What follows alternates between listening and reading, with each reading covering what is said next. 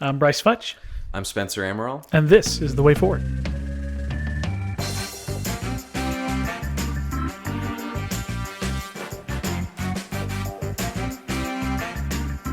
Welcome back to The Way Forward podcast. I'm Brice Futch, here with Spencer Amaral, and man, Bryce. it is a great day in Georgia. Strong candidates won the runoff last night, which means we're recording on Wednesday morning. Who knows when you'll get this? Apple's been giving us a hard time with some of our postings and whatever, so take it with a grain of salt. But we are grateful for your continued support and listening in. But yeah, what a phenomenal night last night. I mean, Great night. Yeah, great candidates and strong spreads. I mean, Mike Collins winning by 11 points.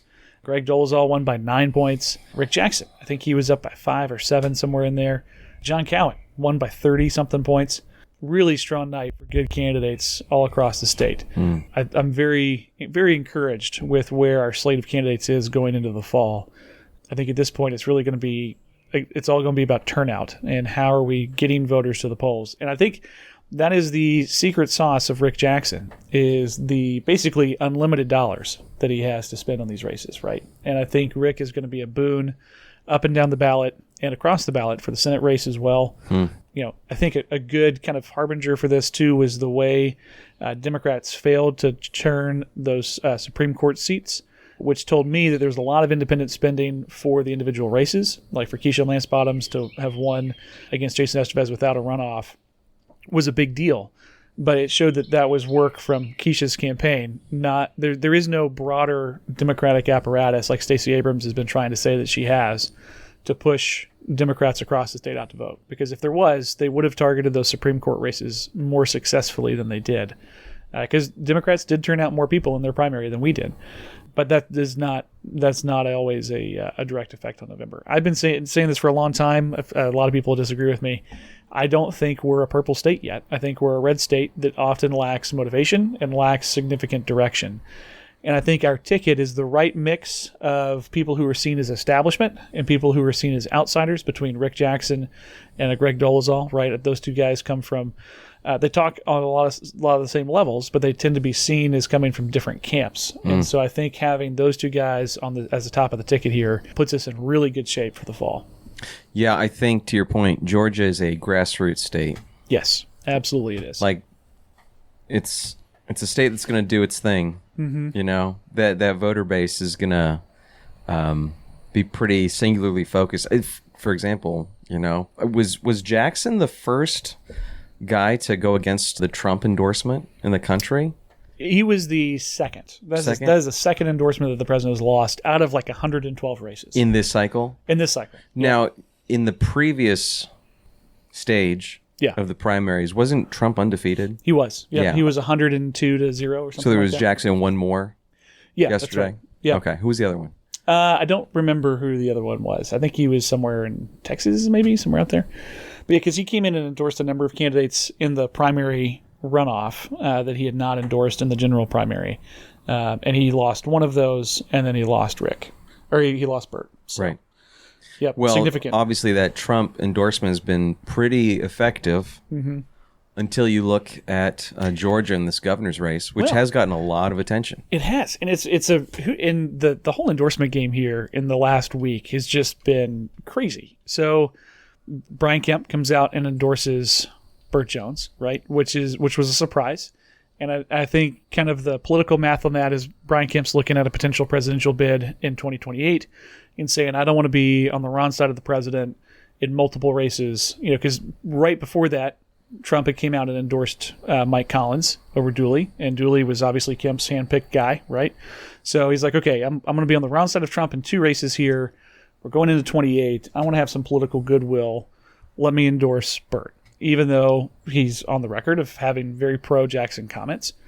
And so there seemed to be a little political math there, and everybody's like, wow, you know, the governor came out and endorsed Burt. That's meaningful. Well, then within like 24 hours of that, Don Jr. comes out and endorses Rick Jackson. And Don Jr. says, you know, Rick Jackson is as America first as it gets. Talk about splitting your endorsement. That's right. He's the one that kept, you know, I think it was the only amoxicillin. It was something pharmaceutical during COVID. I think he kept the only amoxicillin factory alive in the United States, so that China didn't have a monopoly on the on the penicillin, amoxicillin type of racket. Don't quote me on which pharmaceutical it was, but it was something like that, right? Like, you know, he made this great investment in us and in the nation and whatever. So it was just, it's been a weird endorsement roundtable here in the last week and a half. But I think now that all the dust is starting to settle, and these final numbers are just really impressive from Rick. And with Bert, I think his big thing was, you know, a lot of people liked him. The president endorsed him very early. I was originally a Bert Jones fan with the original field as it was before Rick Jackson got in. And I think, unfortunately, they just saw a kind of a lackluster response from Bert to the race. I think he saw it as, hey, it's mine to lose. And he had a lot of consultants, but you go back to your comment about it being a grassroots state. A lot of consultants, didn't have a lot of chiefs, not very many Indians, right? And so there was kind of a disconnect in his campaign there. And a lot of folks in the House were still very bitter about the way he shut the Senate down 2 years ago, the first half of our biennial, and left a lot of House bills on the table at 9:30 at night because he wanted to avoid a controversial vote. So there was a lot of frustration that I think was still there, that led to, you know, when Jackson came in and was like, okay, finally somebody else who's got the money to go against the Jones family, and somebody who has, you know, that says the right things, that can put a team together. I think that you saw the reason Rick took off like he did was because a lot of folks were supporting Bert because he was just kind of the best of what was there, and he wasn't an overly positive candidate, if that makes sense. But it was a really, really decisive win on Rick Jackson's part last night. Was this a high turnout primary night?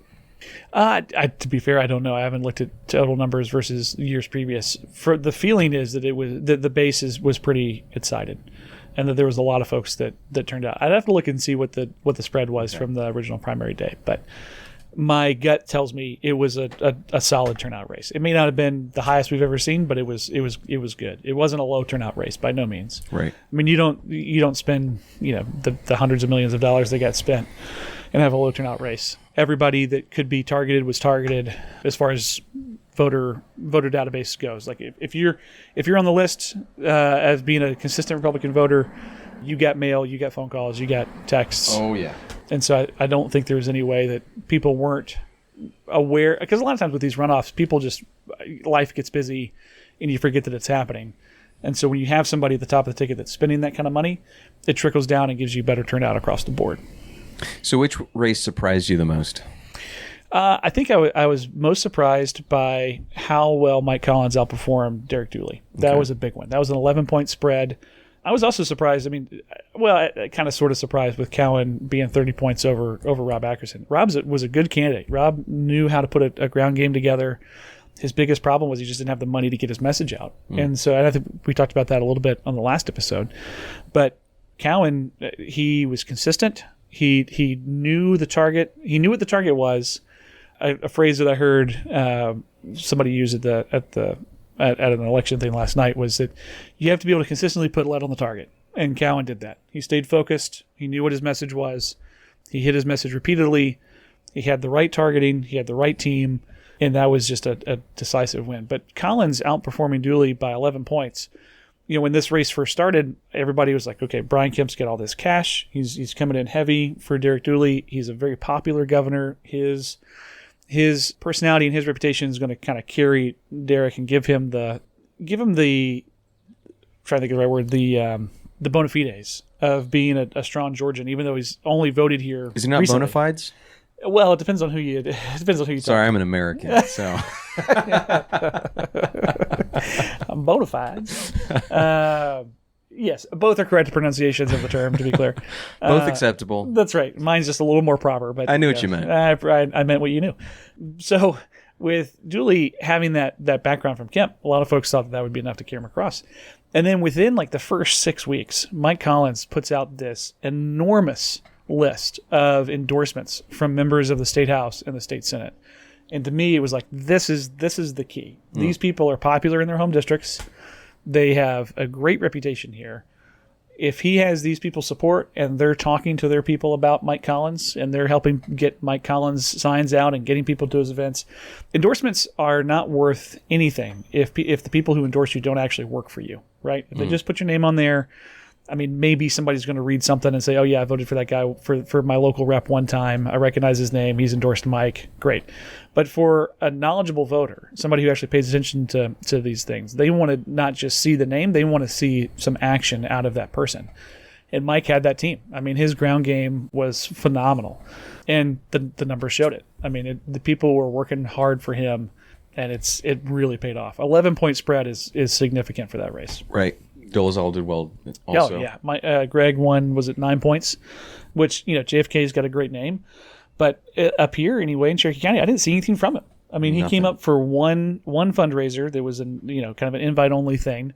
But, he resigned his seat to be able to continue to raise money to be viable in this race. I think his name ID, because it's John F. Kennedy, right, it made it through the first round of primaries and really gave him the edge. But then Greg is just a freaking workhorse. I mean, he was everywhere. He was at every GOP meeting. He was doing grip and grins with voters. He was all over the state, and it seemed like no event was too small for him to be at. He really put in the effort. And again, going back to the previous conversation, he had the money. He had the fundraising power. He had the personal cash.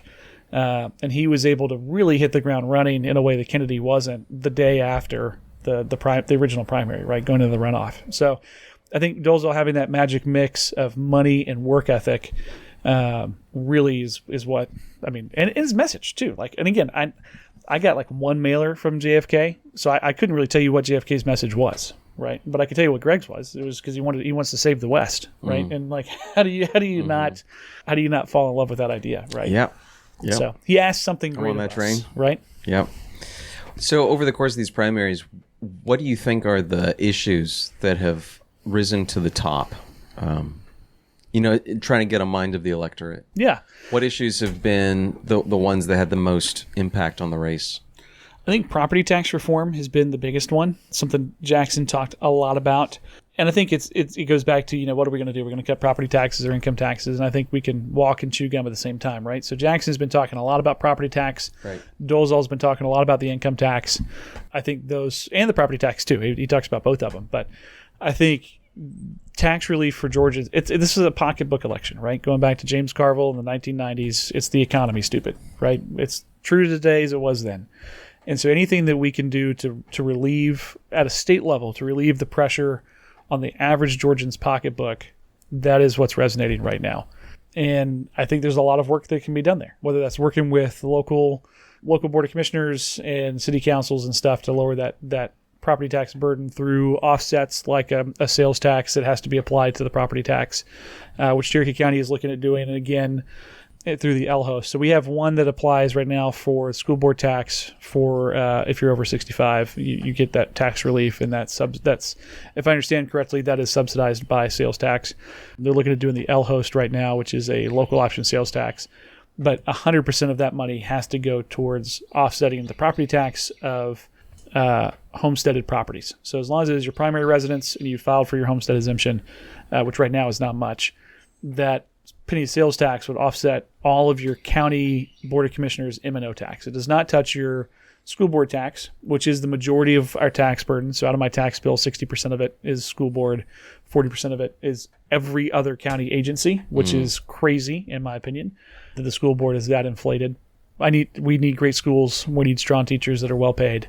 But that is, in my opinion, an unacceptable tax burden for the average homeowner in Cherokee County, for that percentage to be that far off. So there's some stuff like that's happening that has to be done through the state house. They have to pass a resolution to put that on the ballot so that we can vote on that as locals in November.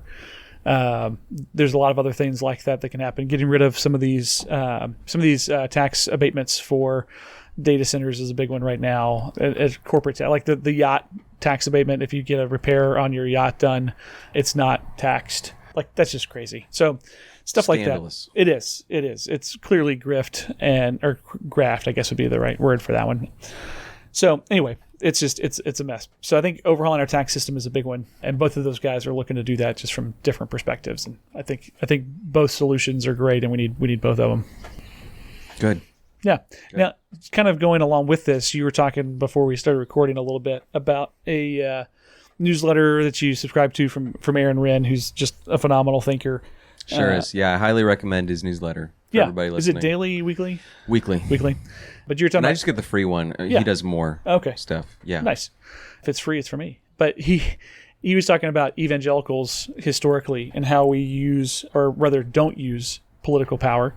I think, so maybe give us a rundown of what he talked through, because I think it's applicable as we move into this next season with these new candidates that are talking these great games. They're talking this Christian conservative, limited government type of mindset and approach to government. But how does that kind of, let's try and tie these two ideas together and see how this fleshes out. Yeah, well, I really picked up on this, and I think it's relevant to some of our previous conversations. You need this? Yes, please. Previous conversations about what do you do with power once you have it? And this is a place where conservatives have failed so monstrously for quite a while. And anyway, we've talked about this.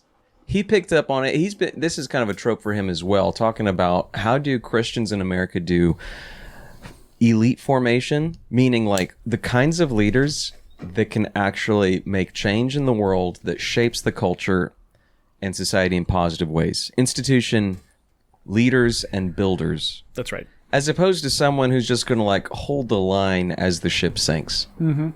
Kind of that. Managing decline. Yeah, manage decline. And just being able to say, well, at least I wasn't part of the problem. That's right. And setting the bar very low in that sense of what we're trying to achieve.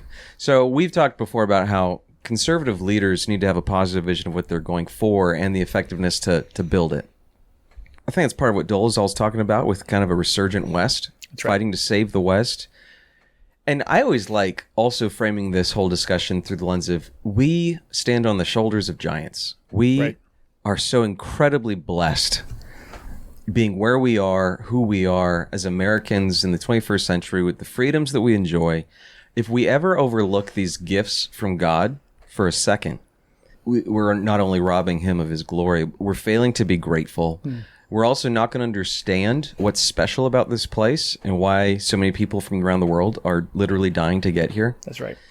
And if you can't understand what you have going right, you won't do a good job of protecting it and passing it on to your children. So, and these are the words of the preamble of the Constitution, at length. So Wren was pointing out that in this struggle to build leaders that can build and shape institutions and impact society, well, there's the problem, and his newsletter this morning was on the problem with using best business practices to guide the church. Yes. And if you think about building the church merely through an entrepreneurial lens, well, it works great in square 1 and 2. Right. So far as like, let's, pound the shoe leather and get out there with the elbow grease and let's reach people and proclaim the gospel, build a new church, all that stuff. That's great.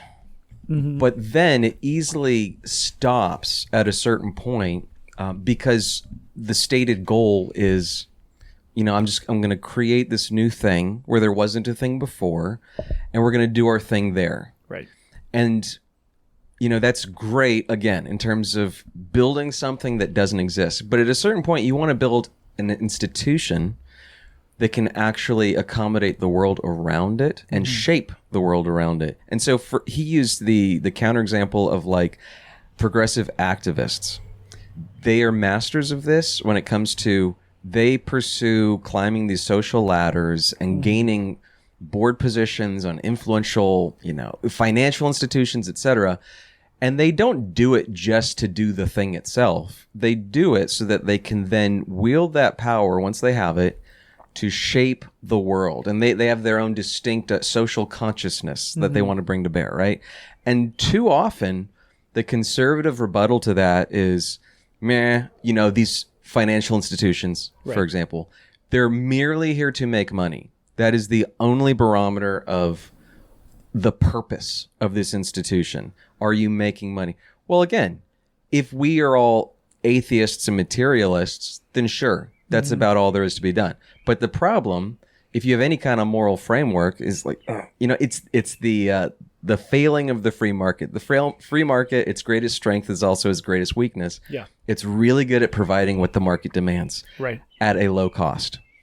Well, that's great so long as the market just wants good things, like milk and bread. Right. But what do you do when the market demands the more seedy aspects of man's appetites? Like, I mean, this is the problem with drugs, right? Will the market provide that which is demanded and that which money will pay for? Absolutely.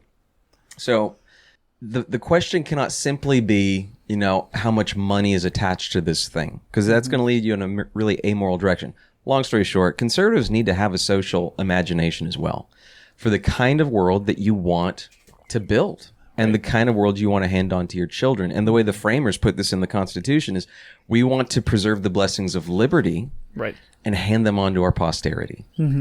They're not doing this in a very amorphous, generic, shapeless way. They have a very clear sense of what they mean. Like even when they write about the pursuit of happiness in the Declaration, they're not thinking about this the way a 20th century existentialist does, right? Of like, well, happiness is in the eye of the beholder, and you do you, and I'm going to do me. No, they have a pretty concrete sense of like, you read history, you look at societies that came before us, they all failed when people lost sight of virtue and responsibility and all the good and noble and hard things that are prerequisites for having freedom. Yeah, that's really good, because I think on that idea of managing decline, that was kind of the lie from the left, was that, well, you whatever is true for you is true for you, and whatever is true for me is true for me. And it kind of lulled a lot of people into this, like, as long as I don't offend anybody, I'm doing the right thing and I'm fine. And then once they got the historically people on the right, the conservatives there, where they, especially within that institution of the church, where there was much less, like, there was no talk of politics, there was no talk of ethics, right? Because I think a lot of times when we think politics in the church, we think of a pastor standing up and violating, the Johnson Amendment, for example, which really isn't a thing anymore, that, they can't endorse a specific candidate from the pulpit, and that's what we're asking them to do. No, we're asking them to say, what does the Bible teach about marriage? What does the Bible teach about abortion? What does the Bible teach about caring for the sick and the widow and the orphan? And how does our spiritual history play out in everyday life? And that, if you do that, do you want strong families, right, as the building blocks of your society? Correct. Do you want strong communities and localities with empowered local leaders who are well formed to pursue true human flourishing for themselves and their neighbors? It's like a great state Senate candidate said one time: strong families build strong communities build strong states. Yeah, I heard that guy once or twice. But if the church takes that perspective, you don't have to talk Republican or Democrat. You can talk about these first principles, and you're actually moving in a positive direction somewhere, right? And a lot of churches are unwilling to engage on these things because they're worried about, I got to minister to every person in my congregation. Well, you do, but you have a responsibility to call them to the truth, right? And that truth supersedes any political party, but you still have to call them to that, right? And we also see this in other institutions outside of the church within our community. And I won't say which one here, but there's one that I'm a part of that does some really good work in a lot of ways, but they are unwilling to make any kind of positive stand for candidates or in support of or opposition to candidates. And they do try a little bit of some government, like intervention is the right word, some government, they want to be able to speak into some issues at a government level, and they're very ineffective in it. Like they don't do a good job in their outreach to those people. They do things that look good, for a social media post, but as far as actually wielding any power, they'll do a breakfast where they'll invite the local delegation, whether that's state reps, state Senate members, your congressman, and like 2 people show up out of what should be 12, 14, 15 people, right? Maybe 2 of those members will show up. Maybe 5 more will send a staff member, and then the rest just don't acknowledge it, right? And the reason they don't is because these folks are unwilling to take a stand for or against them, right? And so if you're not actively moving the ball, then you're not a player and you're not actually making any kind of difference, right? You're just kind of in that murky middle where people will come to your events because there's people there and you're looking for those types of things, but they don't actually take anything that you say seriously, right? Right. And I think that's a real danger there. It is. It is. To your point, you need to have a positive vision of what you're building towards. And this maps onto the church's whole mandate as well, right? We're called to be stewards of creation. We're called to be, Adam was made as a gardener, right? That's everything that we're doing. We are gardeners. Right. We're tending the Lord's garden. You do that in many ways. Sometimes you do that with words, proclaiming a message. Sometimes you do it by just loving your children. Right. Sometimes you do it by being there for your neighbor when they're in need. Sometimes you do it by getting involved in politics, and like it's hard. Life is messy. People are messy. There's no silver bullet way of going about any of this stuff. Right. But the point is that you use the wisdom of the Spirit, God's people, the Word, God, like all of these things, they're pulling in the same direction to build something that is good at the end of the day. Yeah. And that should give us a lot of hope. You know, we never despair because, man, you know, we're just handing on freedom to the next generation, but we're very despairing over whether they have, you know, the proper formation and tools required to use it well. Well, that's the whole point of a civilization. You're building up societies which are made up of people, and you've spent all of your energy over the course of your life to till that soil, cultivate that garden, and prepare people who can lead and continue to steward everything that they've received well. To the extent you can do that, you have a shot to maintain the blessings of liberty. That's right. And when you lose sight of that as the real goal of the whole thing, you're going to lose freedom. And I think a big part of that is understanding how power works and being willing to exercise political power. The church has done a poor job, I think, of responding to this well. You know, I'm reminded of J.D. Greer probably 10, 15 years ago now. It's been a minute. But he did an article about why cultural Christianity was bad and how he thought that really closed people off to the idea of the gospel, and that the more that culture kind of degraded, the brighter the light of the gospel shined. And I don't necessarily disagree with that. I think, you know, a candle is brightest in a dark room, but that's not the only way the gospel goes out, right? People are also, quote, attracted to the gospel by the common good, right? They see the benefit that Christianity is to a culture and to a nation. You know, there was an anthropologist who's a Christian now. He was not a Christian at the time, but Tom Holland famously wrote a pretty long article about how Christianity was the first promoter of women's rights in the history of the world, right? Women were considered second-class citizens. They were considered property until Christianity comes along and says, no, all humans were made in the image of God, male and female. He created them. And so, that was kind of the start of that, right? And then we look at all these other positive social changes throughout history, whether that's the abolition movement of slavery, you know, even while I think we both agree that prohibition was flawed for many reasons, if you look at the rates of alcoholism pre-prohibition and the rates of alcoholism post-prohibition, there is a dramatic reduction. And while we would both disagree with a lot of the theology that backed it, the people who were pushing that ideology were rooted in their faith. While it may look a little different than ours, it was still done with that right motivation of making the world more Christ-like, right? Of continuing to redeem society in all of its ways. Yep, the Quakers and the mob. That's right. Working together. It's the beginning of a beautiful friendship. Yes, great movie quote. So I think there's a lot of folks who are not Christians are worried about, the Doug Wilson Christian nationalism vibe. And they see that as, us wanting a government and a theology married and almost an official establishment of religion in the church, in the nation. But we look back throughout history and we see a very close relationship between the church and government forever, right? From our founding. Yeah. Thomas Jefferson, right, who takes all the heat and the left treats as, this anti-church scion. He first off, the letter saying a separation from church and state was a letter. It was a private correspondence. It was not in any official document. It was binding law to everybody who heard it forever. And he cut out every miraculous passage about Jesus from his Bible. So he was not a Christian. I think he was probably one of the more deistic that we had, even though there were a lot of Christians at that time. He was not Orthodox. He was not Orthodox. He was culturally Christian. Sure, I would go with that. That's fine.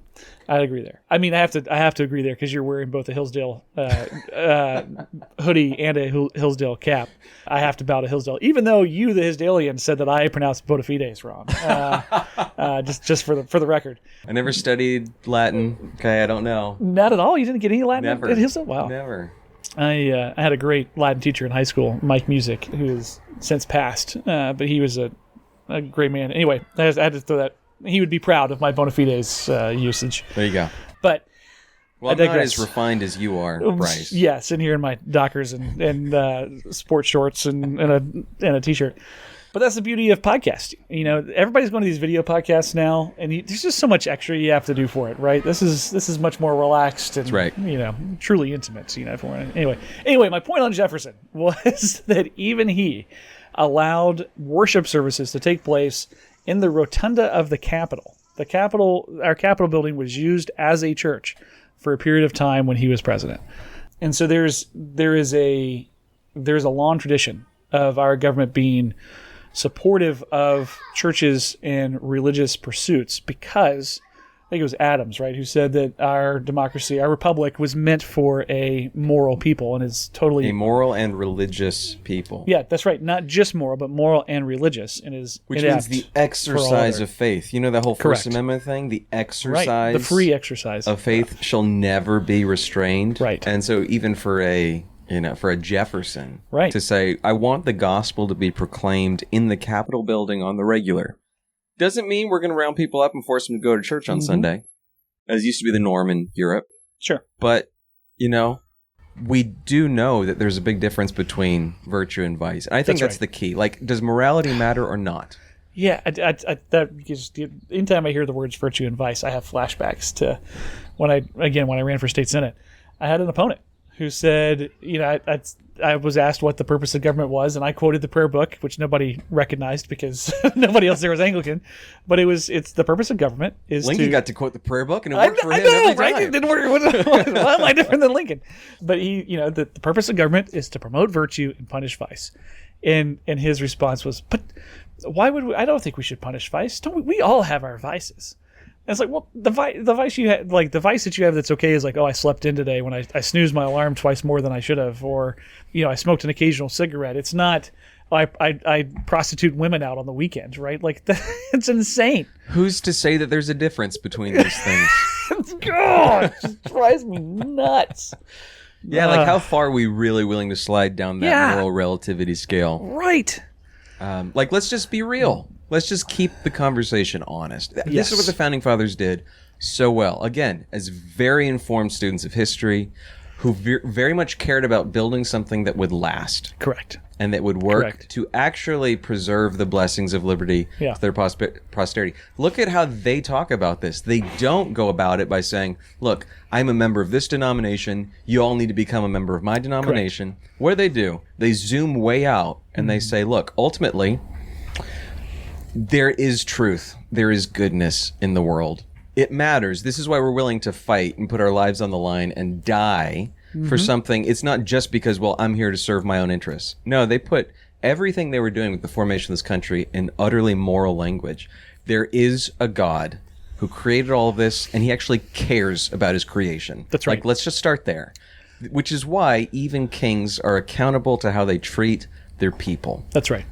And it was a Christian religion, and it was I think when we talked about this on a previous episode as well, the religious pluralism that was adamant from our founding fathers was one for Christian religion. It was not all religions are equal and all religions are good, right? That's the problem we run into with Islam. If you stay honest, no other religious framework in existence in history produces the human flourishing that you see within absolutely. the Christian world. 100%.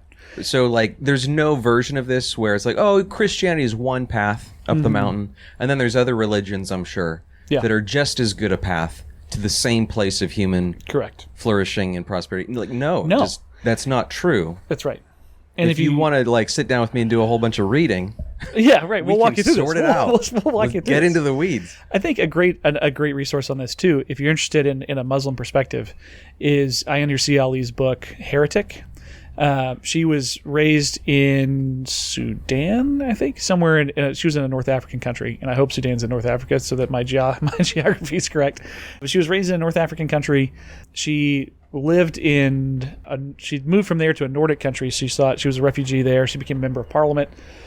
Just a phenomenal educator on these things. But in her book Heretic, she argues that Islam needs a reformation similar to the one that Christianity had.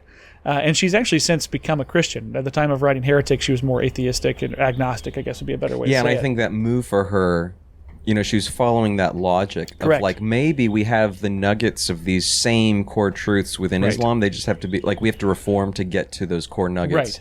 And then she ultimately despaired of that and realized, like, no, actually, these are completely different worldviews. Yes. That do play themselves out in very different ways. Correct. And if you reform Islam in the manner that which she was talking about, it would actually be a liberalization, right? It would not be a return to first principles. Right. It would be a liberalization of it, which is the exact opposite of what the Reformation was within Christianity, right? It's a detachment from real morality. Correct.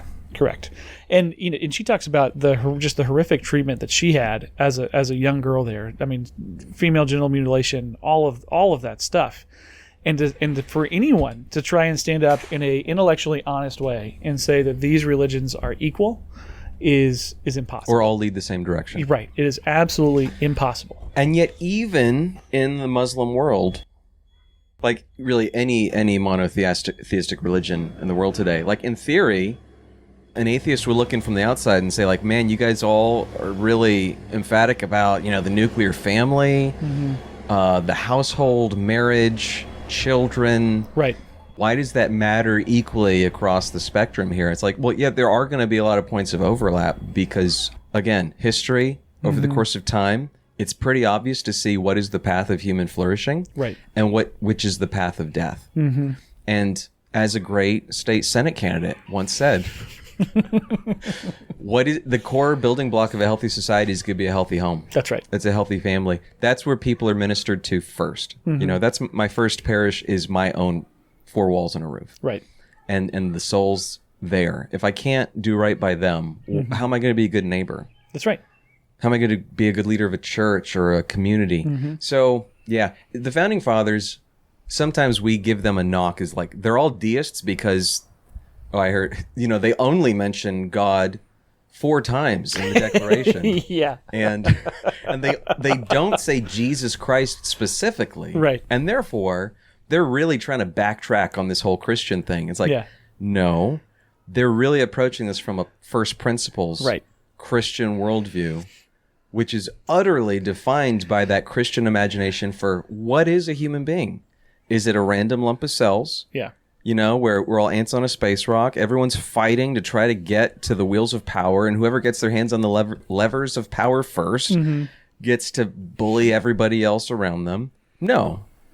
The whole Christian perspective is that there is truth and goodness and right in the world, and the measure of a man and a government and a society is the test of righteousness. And isn't there a stat where, yes, it's only mentioned 4 times, but that was 4 times more than it's ever been mentioned in the history of the world in a founding document of a nation? I mean, I'm sure there's probably some reference to God in the Magna Carta. I'm sorry, since you don't speak Latin, the Great Charter, as it's also known. Please anglicize it for me. Yeah, that's right. Well, it was written in England, and it was the Magna Carta then. Anyway, to say that this is a scale back is just historically inaccurate, and I mean, you're foolish if that's what you think that this is. Yeah, really, what they're doing back. is they're taking Christian imagination, right, biblical understanding of the world and people, and they're speaking it in very emphatically, like, this is true, capital T, true, right, universally. Now, just because it's true they knew better than anybody. You don't just like write something down on a piece of paper and like, now it's done. I Now declare go home. bankruptcy. They signed the declaration, and then they had to go to war to fight That's to right. protect it.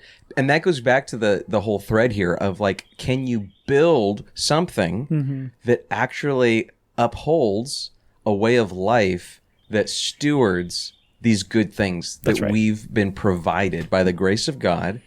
If we can steward them well and build societies and institutions and families and homes and neighborhoods that receive these good gifts with thanks and praise and build upon them, that's how you get a society where people can taste and see that the Lord is good.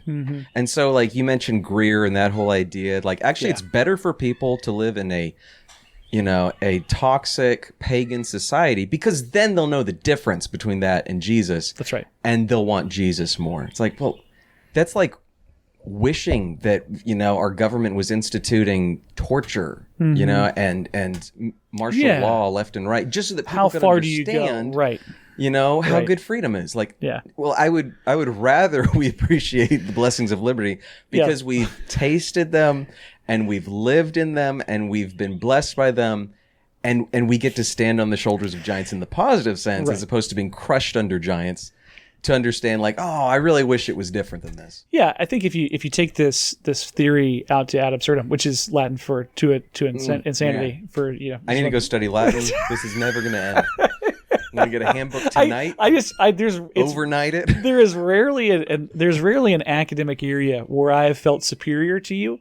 And now that I've found like the little niche, I'm gonna just wear it out. Well, now you understand why the English Reformation happened, so that we didn't have to deal with people like this. That's right.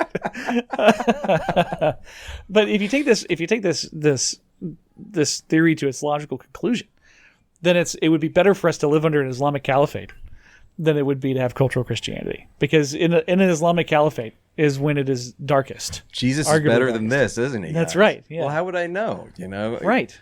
I've only ever lived in the darkness. I'd rather just cut your head off. Exactly. Right. So, and obviously, we all know this. This is one of those great areas too, where our practice is always better than our theology, even for these people. Sure. Like, you raised your kids, I'm guessing, even if you agree with Greer on all this stuff, you raised them in the closest thing, the best thing you could approximate to a Christian home, a Christian way of life, where they could receive and experience all the blessings of God firsthand.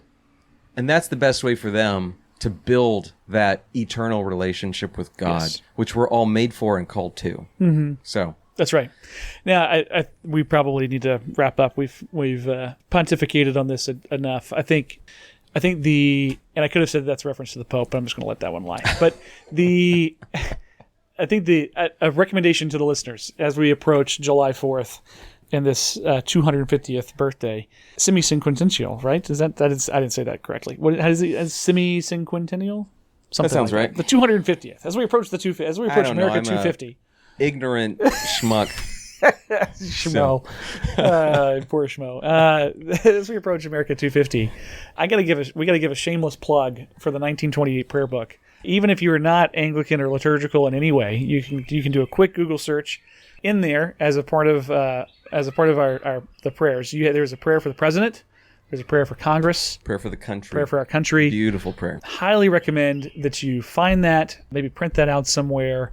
And as July 4th approaches, thank the good Lord for the gift that he has given us in what is still the greatest country in the world, and hopefully will continue to be by his grace and favor for the next 250. Yeah, a place where we're very blessed to be and to call home and to use as a base for the ongoing work of mission. That's right. Throughout creation. Absolutely. Well, thanks again for listening. We'll be back sometime soon. We still both have other day jobs, so we appreciate your patience with our bouncing around on our recording schedule and all of those things, but greatly appreciate the support. If you need anything, if you have any ideas, want to hear us talk about anything specific, shoot us an email, info@thewayforwardpodcast.com. I'd love to hear from you. Thanks, Brice.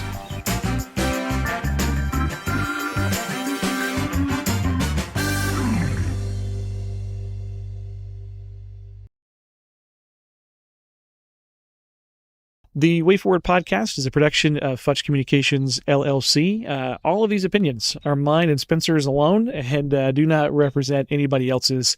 We're thankful for your continued listening, but please feel free to reach out to us at info@thewayforwardpodcast.com. Hope to hear from you soon.